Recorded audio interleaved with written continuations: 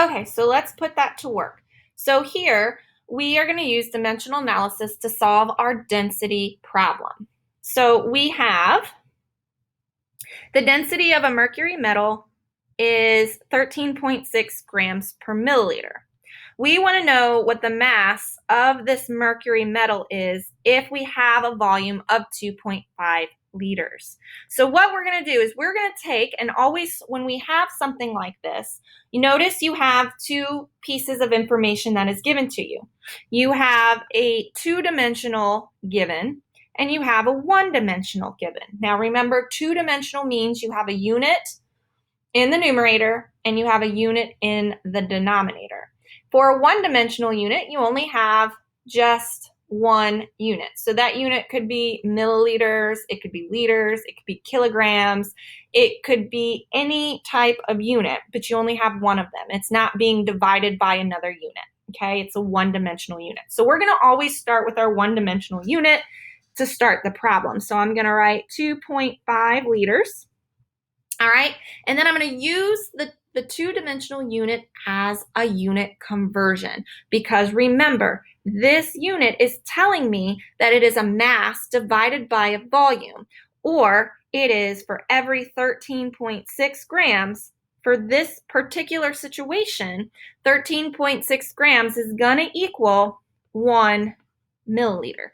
This two-dimensional unit is a conversion factor, and it's there to make our lives so much simpler, because instead of remembering the density formula, rearranging the variables to get one variable that we're interested in on the side by itself, we can just cancel units. So I'm going to take this conversion factor and use my skills in dimensional analysis to do what I need it to do.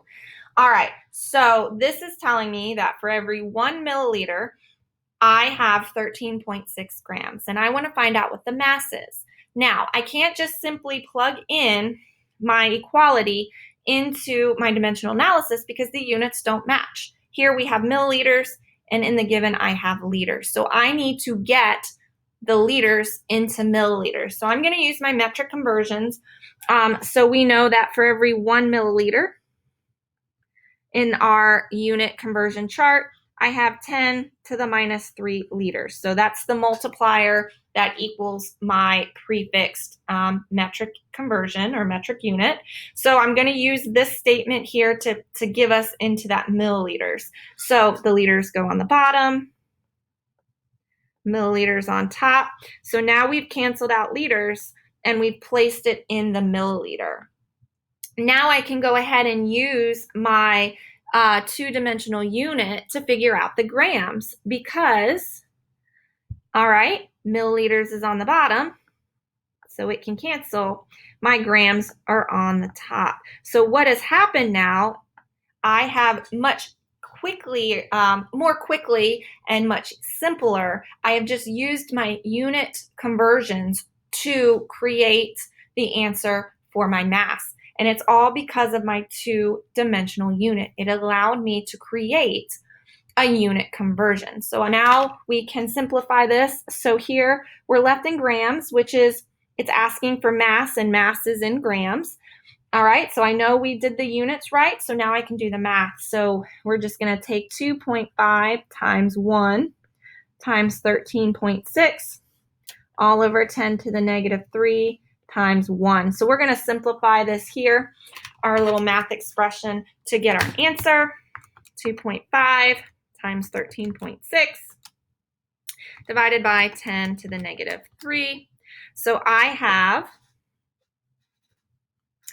34,000 grams. So I'm going to put this in scientific notation so that I only have 2, because if you look here, the least number of sig figs is 2, so my final answer can only have 2.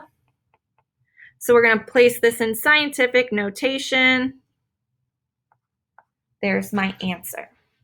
Okay, so instead of having to manipulate the density equation, okay, so instead of having to manipulate and get mass on the side by itself and manipulate algebraically the expression to do that, then convert and then plug it in one step, I have taken care of all of that by just canceling units.